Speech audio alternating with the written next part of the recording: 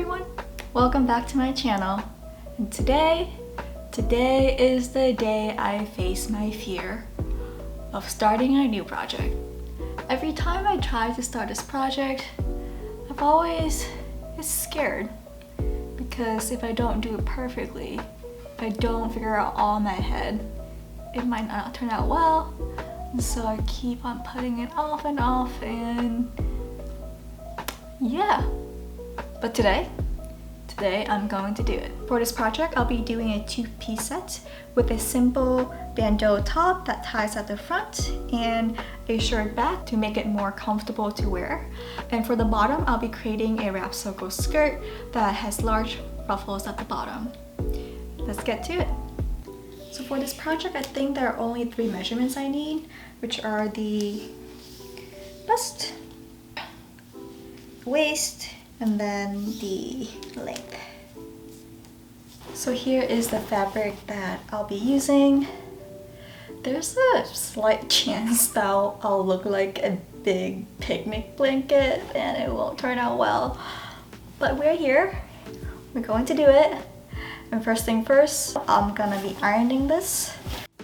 Ironing a whole 5 yard of fabric wasn't actually that bad. It was actually quite relaxing for me. And once that is done, I cut out the pieces for the top, which are 3 rectangle pieces with the length of the bust and the height of how long I want the top to be, which is around 8 inches for me. Next, I did a roll hem around all these edges, and for these 4 spots here, I insert an elastic because that's where my chest will be, and hopefully that would hug the chest better. And the way I insert the elastic is to tack the 2 ends at the spot where I want it to be, and then when I was sewing the hem, I just pull it taut. And before moving on to the next steps, I try on the 2 pieces to see how it looks like. That's cute. Okay. I really hope these elastics works the way I expect them to because I spent way too long creating them. On to the next step, which is to shirred the back piece. I think the sewing god was smiling upon me because look! It went by so quick also, and look at how much thread I had left on the 3rd bobbin. I literally finished the last line with the last pieces of the elastics. Like, how crazy is that? So now I'm just gonna join all these 3 pieces together at the side seams. I'm going to do a French seam because it's a nice way to finish the seams. It's also a way to help encase the elastics in so it doesn't fall apart. Actually, the better plan was probably to serge the edge and then to sew them together, just because the French seam created a large bulk, and then I had to hand sew a little bit later to reduce the bulk. So I'm gonna do that, so be right back. Okay, here's the moment of truth. I did my seams. Let's put it on. Okay, what do you think? I actually don't know what it looks like because there's no mirror behind the camera and the camera doesn't have a flip out screen, so I'm gonna take a look and be right back. Okay, cute, but I'm not 100% happy with it. It seems like a wardrobe malfunction's waiting to happen, so I'm just gonna try to do something to prevent that from happening. Alright, but I'll do that tomorrow after the skirt because it is currently, I don't have my watch, it is currently 6:30 and I have to go to the gym and make dinner, so I'll see you tomorrow. But you don't have to wait because this is a video, so let's cut to tomorrow. Okay, so hold that thought. I didn't want to give up on this top today and I really want to get it done. And so I did a hacky way of making this top work. I'm sorry it's not a sewing thing, but I took a strapless bra, tucked the shirt in and tied the front, and I think that looks great. yeah, sometimes you just have to take shortcuts in life. So now I'll see you tomorrow. Okay, I think I found another way to salvage this shirt. So the bra version is a little bit too hacky for me, but I think I'll still wear it out. But I found another way to make this top work. So I am just going to tie this up the middle as like before, but instead of tying a bow, just have the strap go on top as a halter, and then I'm gonna sew a hook enclosure, I think that's what they're called, here to help secure these two points together, because I don't know about you, but I'm not too comfortable showing too much things when I'm out. So yeah.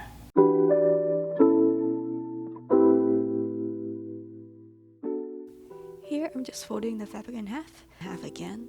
The goal here is to create the circle skirt as big as possible, and whichever length I need to make into a maxi skirt will be done through the ruffles at the bottom. Next, I drew the inner circle using a radius of 4¼ inches, and for the outer circle I just made it as big as possible, giving the fabric that I have. Once I cut the line, I got a shape that looks like a donut, and then I made these 2 more cuts to get the shape that I wanted for the skirt. I then measured the bottom edge of the skirt to figure out how long I need to make the ruffles. I usually like to make my ruffles by multiplying the length times 2, because I find this ruffleness is the most flattering. I think usually for fast fashion they use like 1.5 to save fabric, but since I'm making it for myself, I want to use a little bit more fabric to make it more full. Once I got that measurement, I figured out that I had enough fabric for the ruffles and the waistband, and congratulated myself to having just enough fabric to make this and not have any waste. And once that is done, I convinced myself to go to bed.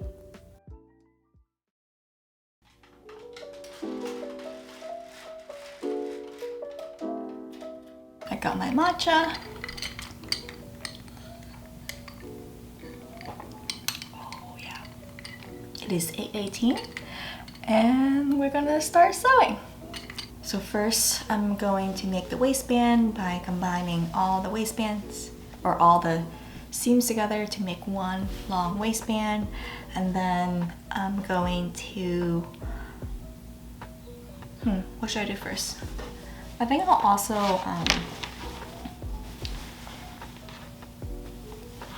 hem the inner side, or where the split is of the circle skirt. Yeah, I'm gonna do that now. And this is why my back was hurting at the end of the day. I should be sitting more straight when I sew. Next, I serged these 2 edges to keep them from fraying. And then it was time to make ruffles, and I had a lot of ruffles to make. I used to dread this part because hand ruffling takes a long time, where you sew 2 basting thread on the edge and then use your hand to scoot all the fabric over to create the ruffles. But one day I figured out that I actually can use my serger to create these ruffles, and I'll link the video that was super helpful for me down below, but this is a game changer. And once that is done, I pinned the ruffles to the bottom of the circle skirt that I had created earlier. I was super excited at this part because I was so close to being done.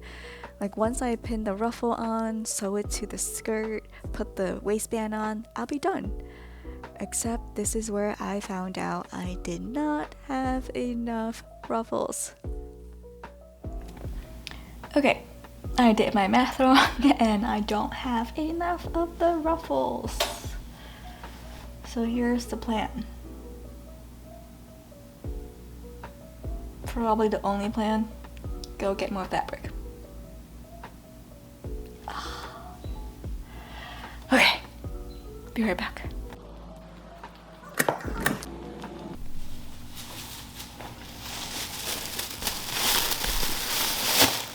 So I just got back and the fabric store didn't have the fabric anymore. So yeah, but I actually did get these bra pads because I don't know if this happened to other people, but all my sports bra pads get lost in the nether of the washing machine. So yeah, got some replacements. And I also got some fabric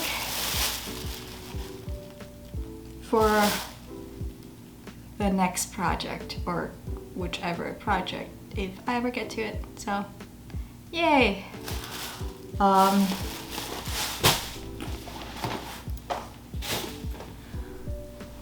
Okay, so how am I going to solve this problem? What to do? So I can either cut the ruffles in half to make it a midi skirt instead of a maxi skirt. I actually really like how long the ruffles are. I can also try to use all the scraps I have to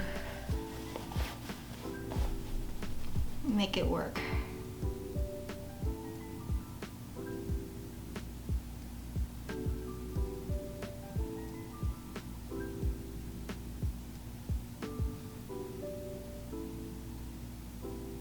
Yeah, I want to try to do that. Wish me luck. Oh my god.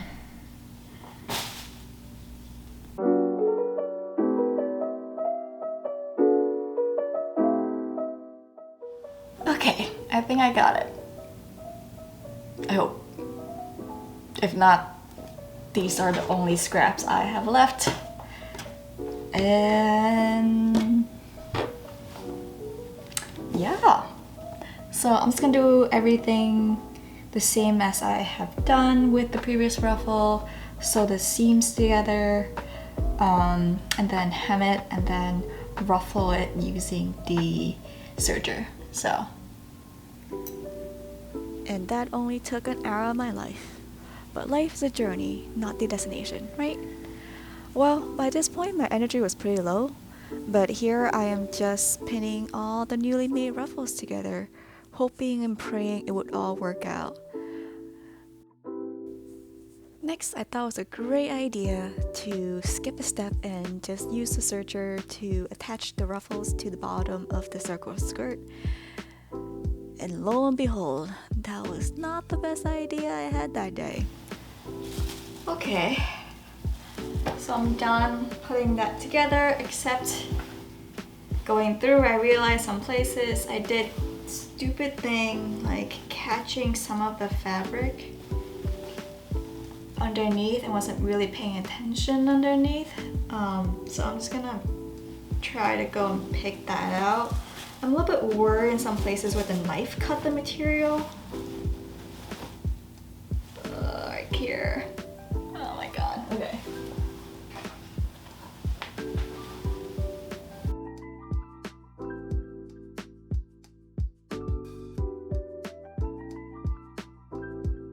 So I did have a spot where the cutter of the serger cut the fabric, and so I had to do a little patch for it. I'm not super happy with it, but it's okay. I'm just gonna put the waistband on, press it, and then I should be done. Hopefully no more surprises will come my way.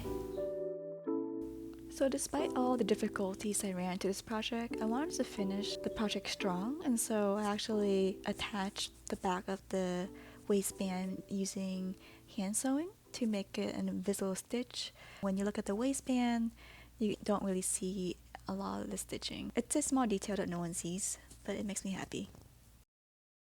And after a good pressing, this is the result.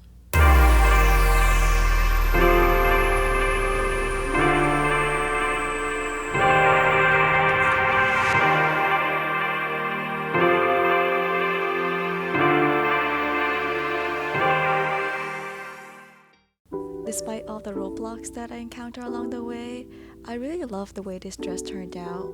It's a great turning dress, I feel great wearing it, and I just love it. Thank you for watching. See you next time. Bye. Sorry,